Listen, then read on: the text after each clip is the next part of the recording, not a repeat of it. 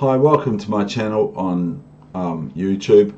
Thank you for visiting it. My opponent is Black from Zabazava, and it's 1 minute bullet chess. But I play it in Magnus's time, Berserk Mode. All my moves were played in 30 minutes, not 30 seconds. So here we go, let's get on with it.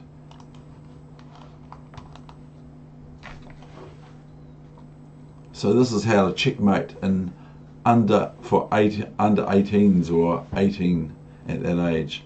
D3. So as someone appreciates, this is Bobby Fischer's line in chess that he played a lot of.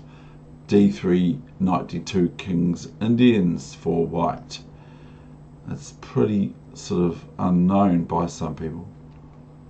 But do I go in a king's Indian here? Look, f5. Look, Black is coming at me already and wanting to propose dangerous, crazy tactics in a 1 minute game that, as I've mentioned, I played my moves in 30 seconds. Not quite Berserk Mode, but if I checkmate on the 30 seconds, I win the game, I think. I don't know. Not sure now. So Black's playing pretty feisty. Now the word Berserk means, I've looked it up, and it means mad, crazy, insane. Maybe I should be playing it.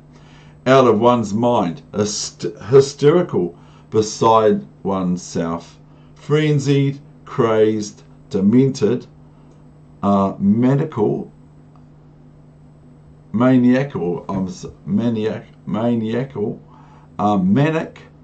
frantic, which is my favorite, one of my favorite movies from all time, Frantic, and wound up, etc. So we're using that word for chess in Berserk Mode, but it actually sounds quite crazy, really, doesn't it? And that's one of the adjectives for it. So here we go. Let's get on with this, because this is meant to be quick, isn't it? So 95, I eat the bait. The bait's been eaten. FE4, DE4, why not? Knight F6. So here we've got this position, and now what do we do as white? Do we just now start to fee in shadow like everyone knows I do here? Do I move this knight here? No, because I lose this pawn, but I can get that one and it gets a bit messy. Or do I develop? Now I could develop here, and it's a different game. I could play bishop e5 check, because that's a check and it's good in 1 minute chess, isn't it? Or I can play here, which is what I do.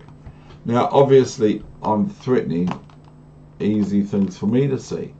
Knight f7, attacking the queen and also attacking the rook, and being defended by the bishop on c4. So Black plays bishop d6, fails here. I play knight f7. Now this is asking the question of the queen or the rook.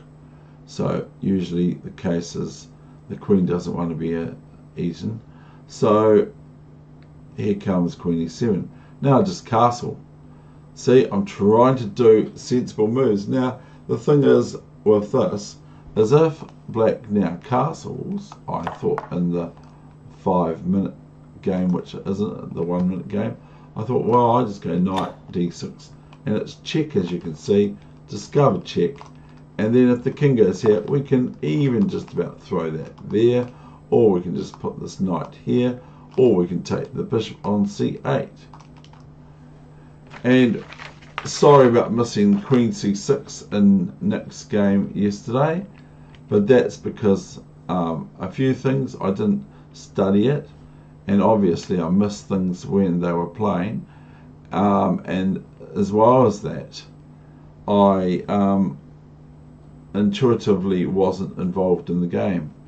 So rook f8 comes now, so black probably feels they're getting out of this. So I play e5. This is rather pesky really, because all this is wanting to do is if rook f7, bishop f7, queen, it's check, queen f7, and capture either bishop or knight. So here black plays bishop e5, and I merely play knight e5 with my mare, and everyone would be able to see that this is no good, because eventually the rook will win the queen. So black's only defense really, other than taking the rook or something else like queen back or whatever, is knight here, which fails to rook e4. So black doesn't take, after knight takes bishop e5, black does not capture the knight on e5 with their queen. They play knight d7. So this means that I can have a bit of fun. So queen d7, the reason for that is if knight takes, which is the best one for black to try other than queen d7, if bishop d7, then I merely play rook e1, and I'm threatening of course rook e7 check, and if black wants to evade this, they might try this, but this fails to rook e6, which is no good. So back to the game. Now we have queen d7. Now it's very simple here, isn't it? Rook e1 check. Now obviously the queen doesn't want to go on the way, so king goes to d8. Now I play knight f3. Now this is probably where black makes their finest mistake ever in the game. I'm just making light of it, but not to say that my opponent isn't any good, because they are. Here black plays queen a4, possibly wanting, as William Hartston would say, to be able to move the bishop out or something like here or whatever. So I play bishop g5. Now black doesn't want to play rook f6 because that loses more material and other things. King d7, rook e7 check. Now if king d8, okay, then white has this move, and now rook f6 is more or less impossible. So king c6 happens, and now it's two moves from checkmate, even though it's not forced. So what did I play next? And it's not a puzzle. So it's knight e5 check, and king goes to d6. And so what was my final move here after king d6? So knight e5 check, king d6. What was my final move? Not for the faint-hearted. It was queen takes d4 checkmate. So here are those moves now, and that is the end of my session.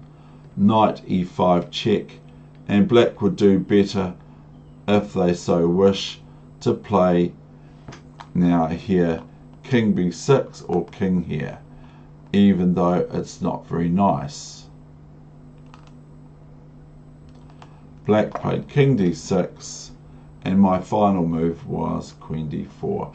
That is the end of my session. I hope you enjoyed it, and that's David Wegener over and out from Christchurch, New Zealand.